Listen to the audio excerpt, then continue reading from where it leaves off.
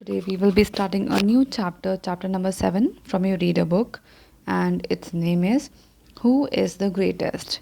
As the name suggests, it's very simple. हमें कुछ ऐसा जानने वाले हम कि जिससे से हमें ये पता चलेगा कि सबसे ऊंचा कौन है, ग्रेटेस्ट मतलब सबसे बड़ा कौन है. Okay, or maybe it is a debate like a thing.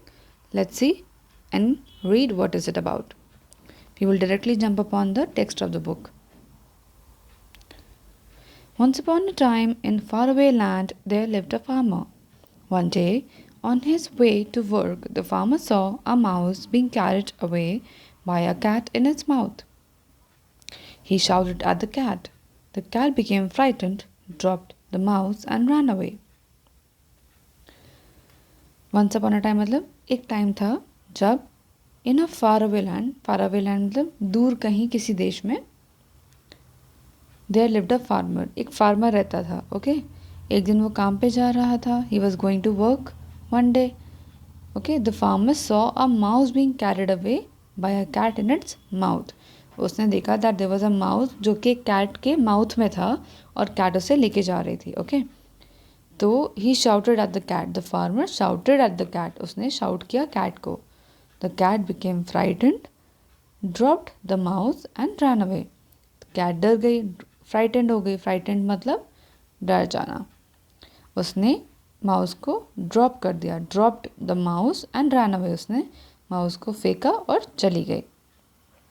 Okay, now let's read ahead. The farmer was very kind hearted. He took the mouse home and put it in a box. He healed its wounds. To his complete surprise, when he took it out of the box, the mouse miraculously changed into a beautiful girl. The girl was very gentle and sweet. The farmer took her in as his adopted daughter and looked after her with great care. Soon she became old enough to get married. The farmer said to her, "Now, my dear, I must find you a husband. Who do you want to marry? I will try my best to carry out your wish." Now let's go line by line. The farmer was very kind hearted. Kind hearted मतलब उसका बहुत दया वाला दिल था. एक kind मतलब दयावान. Okay, वो बहुत ही काइंड हार्टेड था, यानी कि उसका दया वाला दिल था. He took the mouse home and put it in a box. ये बॉक्स देख रहे हैं और एक गर्ल देख रहे हैं. तो फार्मर अपने घर गया. उसने जो माउस था ना, जो कि कैट ने छोड़ दिया था, वो उसको घर लेके जाते हैं एंड उसको एक बॉक्स में रख देते हैं. ही हील्ड इट्स वूंड्स. वूंड का मतलब होता है चोट. अगर आपके पैर में चोट लग जाएगी तो यू विल से माई लेग इज़ वूंडेड. मेरे पैर में चोट लगी है. एंड हील्ड का क्या मतलब होता है? हील्ड का मतलब हील होता है बेसिकली, HEAL. इसका मतलब होता है ठीक करना. और जो पैरों में पहनने वाला हील होता है, जो लेडीज़ पहनती हैं, उसको हम कहते हैं heal.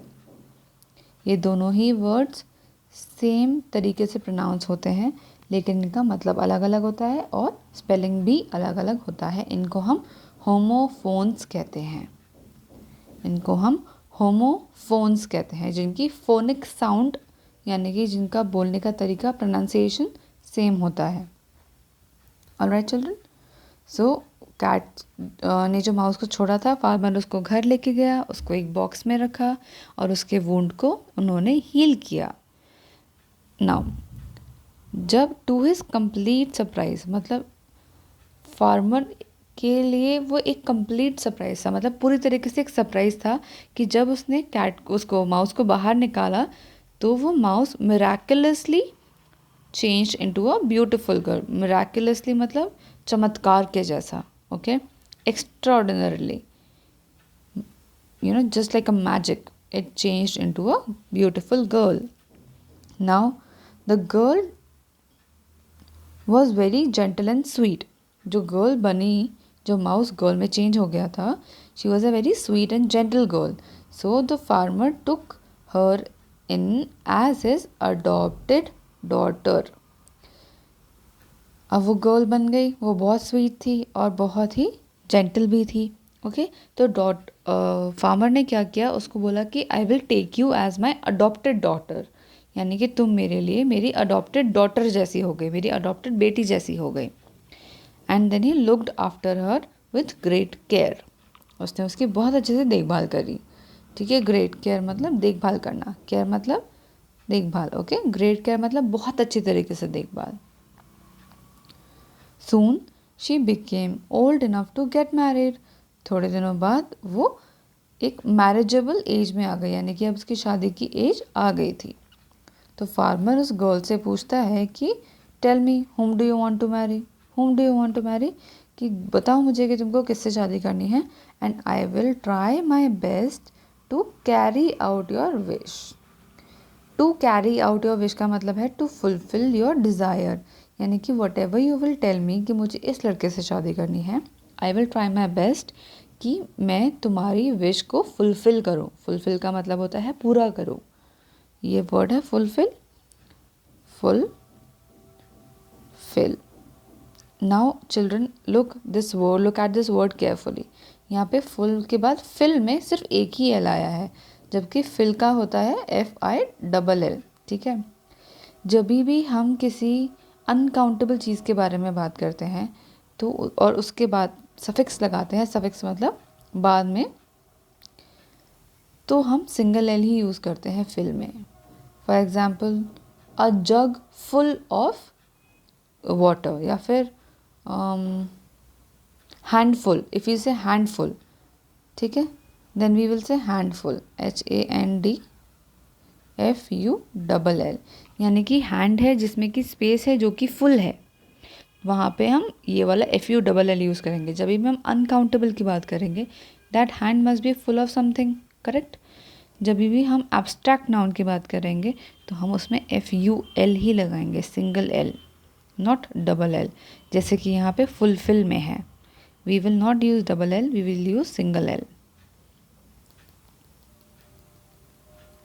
Alright children, the girl was, now let's start with this one. The girl was pleased and answered, I want to marry greatest one in the universe. The farmer thought that the sun was greatest one in the universe, so he said, I will get you married to the sun.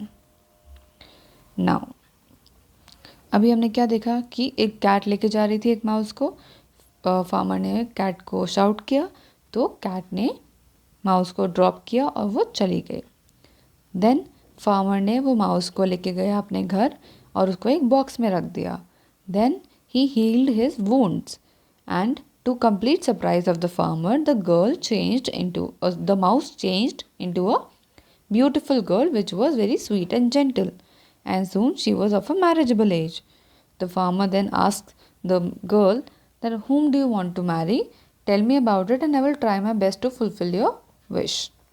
The girl says to her father that I want to marry the greatest one in the universe. कि इस universe में जो भी सबसे great है मैं उससे शादी करना चाहती हूँ। Now, the farmer thought that the sun was the greatest in the universe. Farmer को लगता था that the sun is the most great thing in the universe. Alright, the universe, the space, the sun is the biggest and the greatest of the universe. So the farmer says to the girl that I will get you married to the sun. Alright children, and that's about it today. We will read only till here. Tomorrow we will do the next page, page number 57, and we'll get to know if the sun is the greatest or not and whom does she get married to. Now for the homework you have to do language structure. I will just explain you this and you have to do this, page number 59 and page number 60, B part. Okay, let's see what do we have in language structure. Homophones. Homophones are the words with same sound but with different meaning. जैसे कि मैंने अभी आपको heal और heal का बताया था, ये दोनों होमोफोन्स हैं, इनकी अलग स्पेलिंग है, इनका अलग मतलब है, लेकिन इनका बोलने का तरीका यानी कि प्रोनाउंसिएशन सेम है, इनको हम होमोफोन्स कहते हैं. Now we will do an exercise which is related to the same topic, homophones. Fill in the blanks with the homophones of the words given in the help box. ये जो blanks हैं आपको इनमें इन words के homophones के साथ भरना है. I will do 2 and 3 you will do. My dolls are very dash to me. See, new. Okay, this could be one. I'm just giving an example. You have to do all of this on your own. I am just giving example. Okay, children. It has been more than a dash since I met my aunt. Okay. Week. Now say week. Same होता है meaning week. इस WEEK का मतलब होता है एक हफ्ता. 1 week which has 7 days. Monday, Tuesday, Wednesday, Thursday, Friday, Saturday and Sunday. WEAK का मतलब होता है very weak as in physically weak. Not very strengthful. Okay. Not having no strength. So here we will fill week. It has been more than a week since I met my aunt. Okay, children. Next you will do 3, 4 and 5 you will do. Next topic is interjection. Interjections are words used to express strong feelings in sudden emotion. Read the following table carefully to know the use of such words. Children interjection वो होता है जो कि एक sudden emotion को portray करता है. For example आप चल रहे हैं, आपके पैर के नीचे एकदम से कील आ गया कोई या कांटा आ गया and you step on it, so you will say just ouch. So you know that means it had hurt you and the sudden emotion was portrayed with the word ouch. So that is an interjection. There are a few words given here and the meaning are given here. You have to read this on your own and learn it and then do the exercise on the next page, which is page number 60. I will just read it out for you. Aha. Used to show victory or happiness. You. Bad taste. When we say na, you, it is so, it is not delicious. You, it is yucky. Huh. Anger or surprise. We can use it both the ways. Huh means, it depends how are you saying it. Like, huh, that means anger. Huh, that means surprise. Nah. Nah means disapproval. We say na, nah. That is disapproval. Ouch. Express pain. Yahoo, hooray. That is great happiness. आपने देखा होगा कि जो बहुत छोटे बच्चे होते हैं या फिर जो स्पोर्ट्समैन होते हैं वो सबसे ज़्यादा इस वर्ड का यूज़ कर सकते हैं. ओके, करते हैं rather. So that is for great happiness. Now there is an exercise on the next page for you. This one here. Just a second children.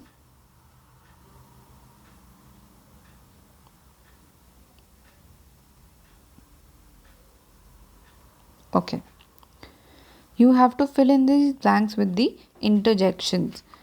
I will do only 2 and you will do rest of the 3. I will do 3rd and 5th. Dash, it hurts. I hit a stone. Ouch. Oh, sorry. Ouch, it hurts. I hit a stone. I hit a stone मतलब मैं एक पत्थर से टकरा गया. मैंने एक पत्थर को पैर मार दिया. 5th one. Dash, when did I tell you this? Oh. We can use oh. You can use any word over here, whatever suits you. जो भी आपको लगता है यहाँ पे ठीक लगेगा वो आपको word use करना है children. Okay. So we can see oh, when did I tell you this? Okay. That's for your homework and that's about it today children. आपको homework में क्या करना है? आपको होमवर्क में करना है language structure. That is page number 59A. Then on page number 60B. ये करना है आपको होमवर्क के लिए. Alright children, if there is any doubt you can please ask me on WhatsApp. Thank you so much children.